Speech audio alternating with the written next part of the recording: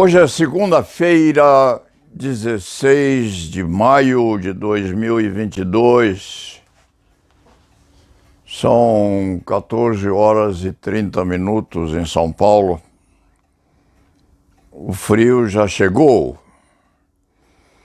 e vai acicatar-se contra os paulistanos principalmente. O fim de semana é realmente um espaço em que nós, advogados, podemos, de certa maneira, descansar um pouco. Aos que têm casas na praia, àqueles que têm sítios muito bonitos no interior, e a outros como este Paulo Sérgio, ou como eu, Paulo Sérgio, que ficam na capital, cuidando-se e cuidando dos familiares. Eu aproveito para ler ou passar os olhos com mais assiduidade sobre livros que não tive oportunidade no passado de ver bem profundamente, como este de Rodrigo Janot, nada menos que tudo, bastidores da operação que colocou o sistema político em xeque. Rodrigo Janot aqui faz revelações sobre a Lava Jato, sobre a participação política, inclusive, do Dallagnol. Dallagnol é o nome do eminente membro do Ministério Público que participou da Lava Jato juntamente com o ex-juiz e ex-ministro Sérgio Moro, hoje em foco na antecipação das eleições. É importante aqui nesse livro do Rodrigo Janot, o capítulo 15, correspondente ao candidato à presidência da República, Luiz Inácio Lula da Silva. Umas revelações muito curiosas, muito interessantes, inclusive, que não hão de ser comentadas aqui porque o escriba, ou porque eu não pretendo colocar lenha nesse fogo já existente, correspondente aos debates prévios atinentes às eleições que vêm por aí. Então, eu li um pedaço deste livro do Janot, anotei, marquei, porque livro não marcado é como mulher deixada à distância. Dei uma examinada de um outro livro chamado Fantasma de Da Vinci, a escola desconhecida do desenho mais famoso do mundo. A propósito de Da Vinci, eu fiz uma referência ao fato de Leonardo ter sido, quiçá, um dos maiores polímatas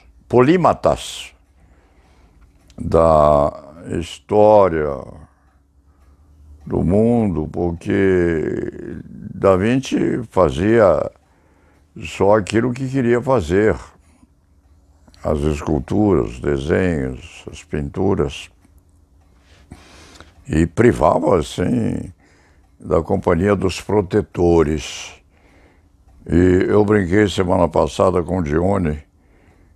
Eu gostaria imensamente de poder ser um polímata e viver patrocinado por um potentado qualquer, porque Da Vinci, às vezes, fazia parte das mesas dos nobres venezianos e ali degustava jantares e almoços opíparos,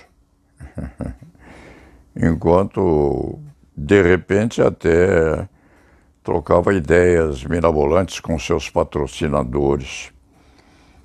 Todo pensador deveria, com certeza, ser patrocinado por alguém para não precisar trabalhar, e grande ou pequeno pensador ou intelectual, pouco importa, poder dedicar-se à literatura, à escritura, a versos, a pinturas, ao cancioneiro popular. Deve ser muito gostoso viver sem precisar preocupar-se com o sustento próprio e da família. Patrocinado. Patrocinado e acolitado pelos detentores de poder, ou poder econômico, ou poder político, pouco importa. Como eu não tenho esse tipo de patrocínio, tenho que trabalhar duro para viver e sustentar a família. Eu li também, no fim de semana, um pedaço de um livro que mereceria hoje, embora escondido nas estantes de muitos e em bibliotecas ferrugentas, deveria este livro ser relido com muita atenção. Escrito por Percival de Souza. Percival de Souza foi amigo meu, e bom amigo meu, um excelente repórter investigativo, que escreveu uma história do golpe de Estado de 1964. Escreveu, sobretudo, a vida e morte do delegado Sérgio Paranhos Fleury, que está por aqui este volume, e não há de ser comentado também por mim, embora merecesse, porque é um pedaço sujo da história da nossa nação está aqui muito metrificado e impressionantemente preciso, tocante à participação de Sérgio Fleury na história política da nação. Fleury morreu aos 44 anos. Morreu em circunstâncias suspeitas, porque teria morrido afogado num acidente ao lado de uns barcos, num pedaço de mar.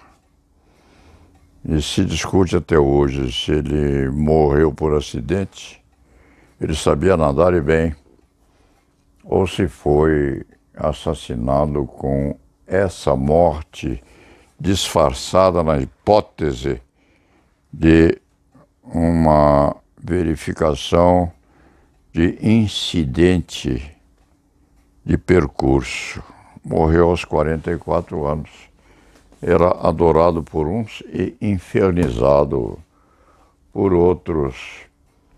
Eu li também, vou ler com muito cuidado, um livro que Marcos da Costa me mandou. Todos sabem quem é Marcos da Costa, um colega atuante, vigorosamente posto na história recente da Ordem dos Advogados do Brasil, e que me mandou há tempo já diálogo sobre a advocacia e a cidadania, patrocinado o livro por migalhas.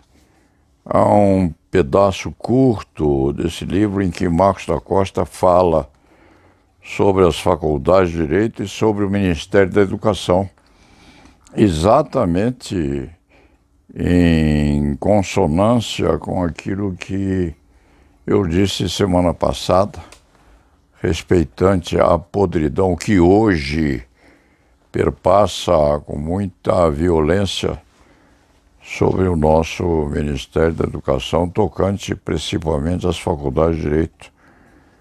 Este livro de Marcos da Costa, composto por vários pedaços, várias porções, várias crônicas, denominadas Diálogos sobre a Advocacia e a Cidadania, merece uma leitura mais atenta que eu vou fazer nos próximos dias e com muita certeza. Eu dei uma examinada também numa coleção preciosíssima que eu tenho na minha biblioteca sobre os cartunistas, os caricaturistas que o Brasil teve no passado. Uma coleção muito curiosa, muito boa, muito bem pintalgada por artistas famosos à época ou ao tempo. Eu vou olhar isso com muito cuidado um dia desses, porque vale a pena, sim, vale muito a pena examinar essas caricaturas postas nos 4 volumes, já surrados, já gastos, sim, mas que estão na biblioteca aqui esperando uma atenção maior. Aqui há personagens famosos naquele tempo, muito bem classificados e muito bem pintados ou desenhados no entorno dessa coleção. Pinheiro Machado, Afonso Pena, quem é este aqui? Lauro Miller e outros, Flores da Cunha. Os desenhos muitíssimo bem feitos, vão de ser examinados também com bastante atenção. Quando eu tiver tempo, vai aqui, para ilustrar isto aí, uma efígie do patriarca Quintino Bocaiúva. Feita esta caricatura em 1909, há quase 100 anos, não, 1909 para 2009, são 100 anos, é isso? Há mais de 100 anos, por um cartunista chamado Bluff, caracterizando Quintino Bocaiúva. Isto vai ser fotografado e colocado logo abaixo, esta crônica. E por último, eu dei uma reexaminada no livro O Melhor do Crime Nacional, que contém contos de vários colaboradores, organização de Tito Prates e Vitor Graziano, e convidados Paula Baia e Wellington Budin. Paula Baia era procuradora da República, é minha filha, e é uma supina escritora de livros policiais. A Paulinha já escreveu uns 8 ou 9 romances desse estilo. Vale a pena ler O Melhor do Crime, em que Paula Bayer tem alguns contos. E para terminar, eu quero mostrar um livro que eu vou ler bem, vou ler bastante, com muita atenção e com muita tensão. Como melhorar a sua memória, técnicas e exercícios para se recordar de tudo o que quiser. Eu devo dizer a vocês que eu tenho estado um pouco esquecido. Dione me disse que eu não me preocupe porque o que eu estou é muito cansado por desenvolver aos 86 anos esta atividade muito desenvolvida no sentido de ainda perlustrar a advocacia criminal. Mas eu vou ler esse livro porque, por exemplo, eu me esqueci durante muitos dias do prenome e do sobrenome do ministro Alexandre de Moraes. E não permiti que qualquer pessoa das minhas relações ou fora delas me relembrasse o nome desse cultíssimo ministro da Suprema Corte Brasileira. Queria lembrar-me dele e não objetivava sucesso. E de repente aquilo me voltou subitaneamente, vou repetir, à memória, porque eu vi num lugar qualquer uma revista, talvez, a fotografia de uma criatura qualquer cujo nome eu não lembro agora, e essa pessoa era absolutamente calva.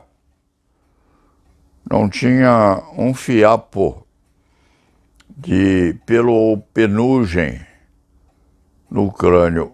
Imediatamente eu me lembrei do nome do ministro Alexandre de Moraes, porque Alexandre de Moraes resolveu o seu problema, que talvez fosse sobre as tonsuras na cabeça, decidindo permanentemente deixá-la luzidia, brilhosa e impecável. No que ele fez muito bem, porque quem perde os cabelos e os perde em profusão não consegue, com luminosidade, mantê-los em ordem ou permanentes. Então, eu consegui me lembrar de Alexandre de Moraes vendo a calva de uma outra pessoa também muito digna,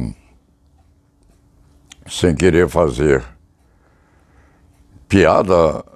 Lembrei-me de Alexandre de Moraes e esqueci o nome da outra, mas não vou ficar mais de 15 dias para me relembrar daquela segunda figura que eu olvidei.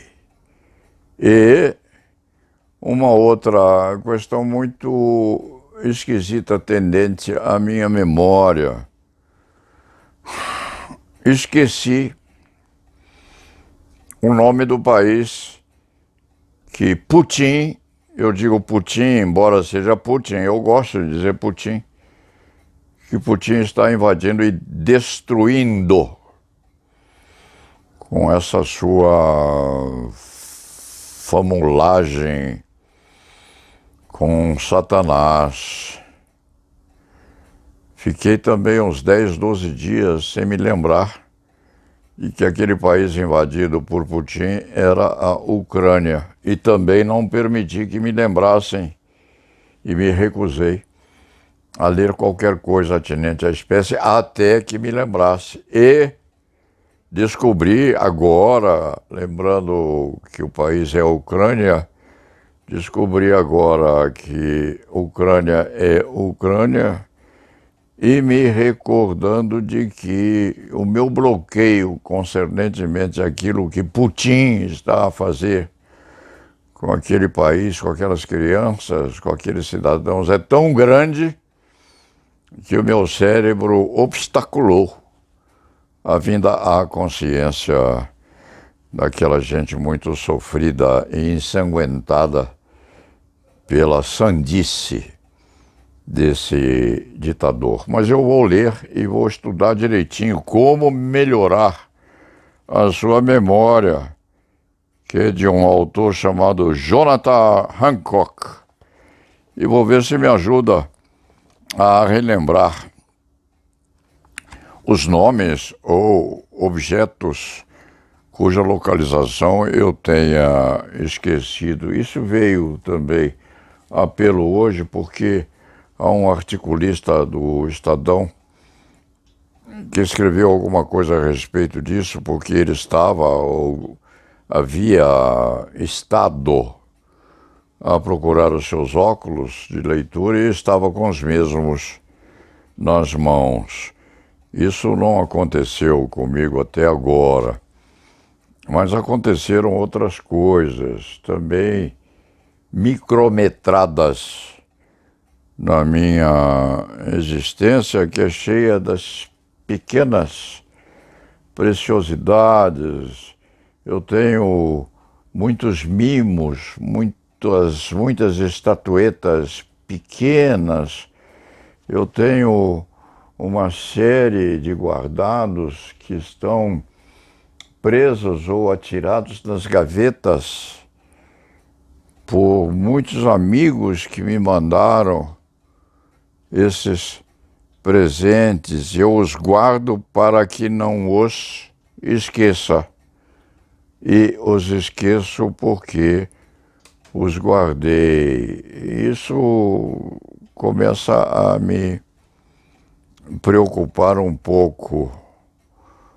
Onde eu pus meus óculos de leitura?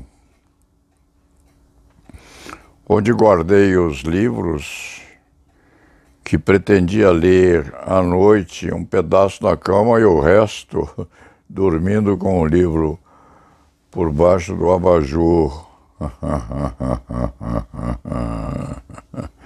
Evidentemente, não esqueço o nome das pessoas muito queridas, porque delas eu me lembro bastante e sempre. Dito isto, vamos começar a trabalhar outra vez depois do almoço. São 13h50. Basta que eu diga ou encerre a crônica com aquele nome do qual eu não me deixo de recordar.